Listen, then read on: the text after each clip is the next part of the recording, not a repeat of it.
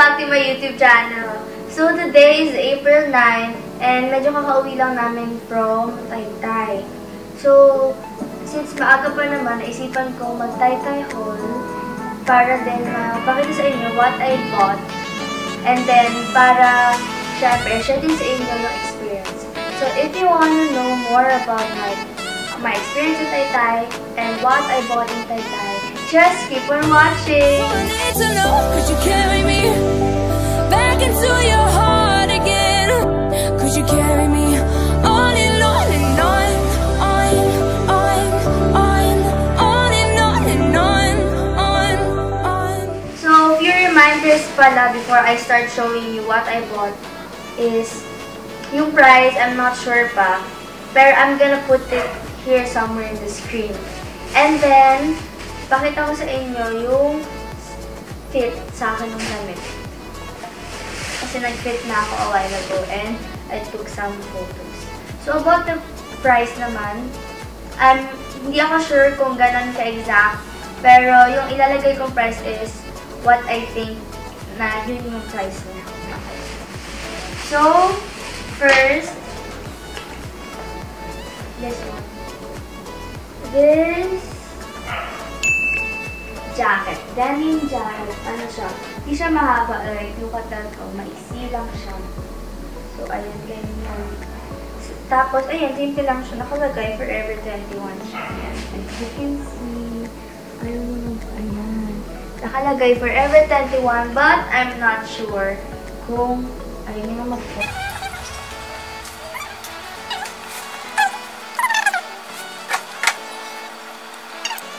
A few moments later. So, ayun. Simple lang siya, pero nagustuhan ko siya kasi mura na rin naman siya. And pag sa mahal kasi talaga yung mga jacket na branded, especially sa mga Zara, H&M, gano'n, Uniqlo. Oo, ganyan siya. So, ayun. Simple lang siya. Simple denim jacket. Merong pockets. And then, sa likod, may nakalagay lang siyang no thank you. And then, have a nice day. And then news. Next is this one. This is not mine. Kasi pumunta ko sa Taytay with Ate Dan and Mami Pisa. So, eto, pakita ko lang sa inyo yung binili ni Ate Dan. So, eto siya. Palda siya, hindi siya abot. Pero ayan, palda. Hindi ko siya makapakita sa inyo na susuot doon sa picture kasi ayun yung Ate Dan. Pero maganda naman kung sa maniki. Ayan. Dress lang, palda siya, and then may top. So, terno siya. Ito. I'm gonna put the price somewhere there. Ayan, this one. Off shoulder, and then kita yung siya. Pang mga payat na tao. Next is this one. Ayan. This one. Hindi siya masyado maganda siguro tingnan. Pero pag pinit naman, medyo okay. Kaso, problema lang sa kanya is, medyo manipis siya. Like, super nipis, kitang-kita na. So, siguro, if ito yung susuotin mo, preferably, light yung bra. Ayan. So, next is, ito. Super na-cutean kasi ako dito. Like, super simple lang niya. Tapos, yung bling-bling-bling lang. Ito, this one. Medyo crop top siya. May pa-X lang dito, something, ayan dito. And then, may bling-bling. Ayan. Mura lang yan. May something kasi, may nabibiling ganyan sa H&M yata. Kaso, mas mahal. Next is, itong dalawa. Dalawa siya. Parehas lang siya, pero magkaiba siya ng color. Ito lang yata yung tatandaan ko. Kasi, 50 lang isa nito. Right? Kagalan ako. 50 lang yung isa nito. So, natatandaan ko talaga sa kasi mura lang siya. 50. So, bumili ako ng dalawa. Bali lang natin. Mahilig kasi ako sa mga gantong damit. Yan. Parang medyo fit siya. Naka-crop top. Hindi na something. Parang, kalimutan ko tawag. Yotel pa yun. Ano yung tawag sa pag-ano? Yotel. Yotel. Or pambabayan. Basta yun. Yan. Tapos, eto din. Ayan. Ito yung isa. stripes lang siya. Simple stripes, black and white. Next is ito. Sa lahat ng binili ko, dito ako pinaka-natuwa. Ang cute lang. Lalo pag nakasuot ko. Kaso masyadong mababa yung ito. Masyado siyang muggy. So, masyadong kita yun. Yeah. Pero ito siya. Navy blue and then pa-short. Ang cute kasi niya. Nagandahan talaga ako sa kanya kasi pamayan-mayan ko siya. Ganyan. Mas mura lang siya. Magkano to? Siguro mga 150 daw, mga ganun. Nag-range. Yung mga benta nila, nag-range lang siya sa 150, 130, 120, 160, 50, ganun. Pinakamura na sila, siguro is 50. Meron ding mga 80, 90, ganun. So, ito siya. Ta-da!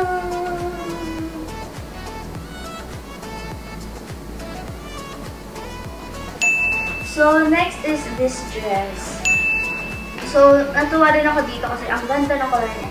Yung blue kasi nakakaputi din siya lalo. So, maganda siya sa skin kasi magputi ako. Siguro. So, and mahilig ako sa mga knitted na mga damit, t-shirt, ganun. Kaya ngayon ako nakakita ang knitted na dress. So, medyo natuwa ako. Baliktad yun sa akin. Basta, baliktad yata siya kasi tinry ko na siya kanina. Fit siya na dress, and then knitted, and then sleeveless. Mukha siyang maliit pero stretchable siya. Kasha siya sa akin. Kasha siya sa akin. Tapos ayun, yung baba, ayun, medyo may wave sa baba. Ayun siya. Pero, next is, itong short, tatlo siya. This one. Doon kasi sa Taytay, usually, halos lahat, as in lahat, na, kunwari, ito itong shorts na to. Ayan. So, usually kasi doon, ito kasi, magkano to? 100 yata isa nito. Pero, pag bumili ka ng tatlo, magiging 80 na lang yata or 90 yata yung isa.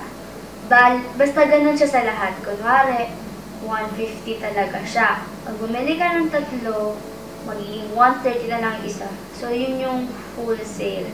Like, halos sa every store, may wholesale na pag tatlo yung binili mo, mas bababa yung price. So, eto, tatlo yung binili namin. Kasi, since gusto naman namin ate doon. Etong isa, eto, blue siya, na stripe siya, basta short, para-pares lang yung design. Yun yung kay Ate Dan. Hindi ko na siya pakita kasi hindi na siya matatry on. Hindi ko na siya pakita dito kasi ayaw. And then, ito is this one. Kay Ate Sam medyo na iba kasi yung pala dito. Pero this one is for Ate Sam. Binili namin siya since tatlo naman para pa-wholesale na. Kasi hindi siya mang-wholesale kung hindi ka po ng bibili. So, binili namin siya kay Ate Sam from Valer. So, nasa Valer siya ngayon. Kaya siya nakasama. Supposedly kasama siya. So, eto, this one, ito yung try on ko. This is mine. There. Okay. Next is ito. Dalawa din siyang palma. One is for me and then one is for Ate Dan. So, ito, yung kay Ate Dan, hindi ko siya matatry again. Kasi, hindi siya but I'm gonna show you guys. Simple skirt lang. Medyo hindi siya maganda tingnan. Pero, pag nakasuot, maganda siya. Kasi, actually, ko siya nagustuhan unang tingin ko sa kanya. Pero, nung nakita ko kasi, may picture kasi doon. And, maganda naman. And, pinili ko na rin siya kanina. And, ayan, this one. Ito yung sa akin. Next is this dress. Simple dress lang siya. And, it's so not me. As in, hindi naman dress na ganito. Sabi nila, maganda daw, so binili ko na. Kasi nung unang tingin ko talaga sa kanya, sabi ko, ay, outfit to ni Mami. So, like, parang outfit talaga ni Mami. So, pag nakita mo siya, ay, si Mami to. Pero ito siya. Ayan. Simple lang siya red. Meron siyang different colors, pero red yung pinili kasi kami ni Mami. And then, may bird lang siya, tapos may bird, and then color. Nung tinry ko to, kanina. As in, akala ko sabi, hindi ako nagandahan. Pero sabi ni Ate Tal, hindi lang daw siguro kasi naganda yung suot ko. Next is ito. This is not mine. Kay Ate Danto, pero parang kulot siya. Yan. Pants lang, simple pants. Hindi siya pants, pero some kulots, ganun. So, yan, may ribbon. Usually, ganito yung tela na makikita mo doon sa taytay. Then, next is this one.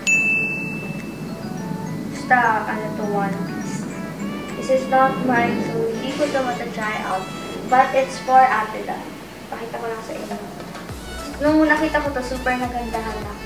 Tapos ayoko kasi bumibili ng mga swimsuits nang hindi ko na-try kasi baka pangit yung fit ka mo. Pero maganda naman ito. Like, pinabili ko na talaga kay Ate Dan kasi maganda rin yung tela.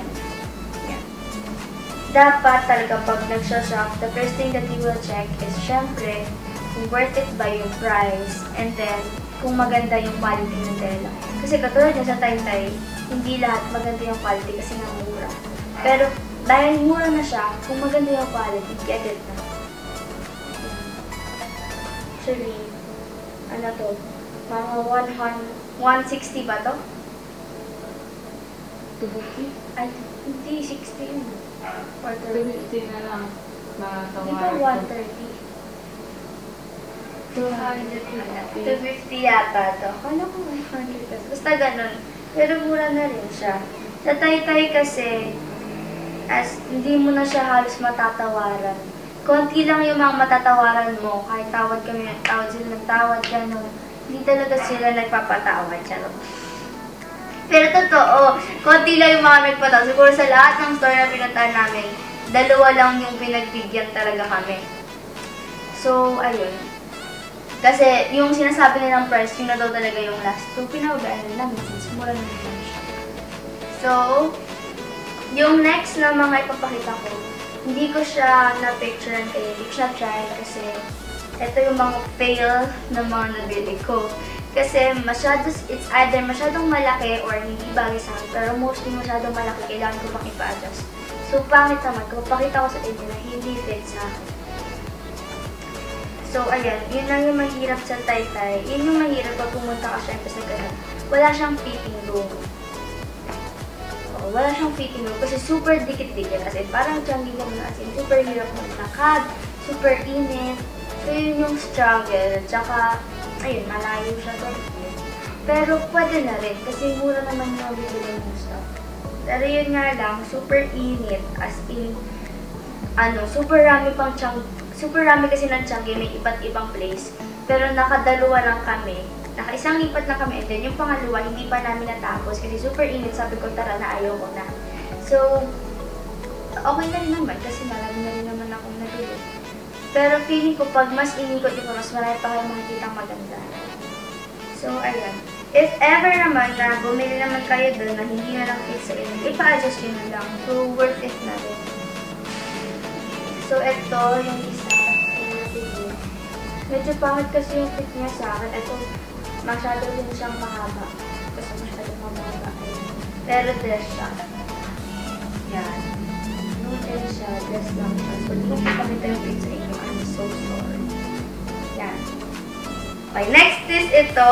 Army green color. Dress lang siya. As in, simple dress. Hindi siya yung basta pa-flowy siyang dress. Ayan. Hindi ko usap pa. Masyado siyang malaki sa akin. Akala ko saka mahaba. Akala ko okay lang siya. Kaso hindi. Sa mannequin kasi di ba maganda tingnan. Tapos ingan. Yan. Naloko. Yan. Pero pwede na rin kasi mura siya. If you guys saw Ate Sam, nung sinurprise namin siya, nung birthday niya last time, may suot siyang parang gantong white. Basta parang ganito yun. Ganito yung style nun. And sa H&M kasi namin yung binili. So, mahal. So, pwede na rin kasi 100 lang siguro. 100 plus lang siguro. So, or 200. Kasi nag-range lang doon. Next is this black dress. Hindi ko kasi siya maintindihan. Maganda kasi siya. Pero napingit ko medyo weird. Tsaka masyadong mababa. Masyadong, masyadong lang mababa. Pwede gano'n na siya. Hindi na malala. Pero ayan siya. Feeling ko maganda naman. Nagpapa-adjust na lang talaga. So next time talaga, make sure kasi nasasayang. Or ayun, pwede nyo namang i-bend if ever hindi fit sa inyo. Or ipapa-adjust nyo. Or, wala, pamigay nyo na lang. This one, simple dress lang siya. Tapos may ribbon here, pero wala lang. Style lang yung ribbon kasi magkadikit naman siya. So this is the last thing that we bought. Dress din siya, kaso super laki din sa akin. Meron kasi siyang pictures doon. Doon kasi sa store na pinagdilhan, halos yung store itong mga to. Merong mga pictures doon na nakakalat. So, siguro masyado lang fit doon sa model nila or something. Kaya nagandahan ako. Pero maganda naman siya. Actually, nung pinit ko ito, maganda naman. Ito. Kaso, super luwag sa akin. So, I think kailangan i-adjust na medyo fit sa akin para mas maganda tingnan. Pero yan, simple dress lang siya. Yan, like that. Yung mas maganda design ko ito kasi nung namin. Dress. Okay, yun lang. That's all for now. So I hope you like this video. I'm still not pro about this, so don't judge me. So, sa mga haul ko, I'm not saying na hindi maganda sa tay-tay, pero merong pros and cons, may struggles, pero maganda naman dun. And I think okay naman yung quality. I hope you enjoyed watching this video. So, if you want to watch more of my vlogs, and if you want to get notified whenever I post something, just ring the bell, and then click like if you like this video, and then click subscribe if you like me. Subscribe. Don't forget to subscribe to my channel. If you want to follow me on my social media accounts, my Twitter and Instagram is @itsmicaelacruz. CRZ. Walang U. Okay. Bye! Thank you for watching. I hope to see you in my next vlog. God bless you all. Bye!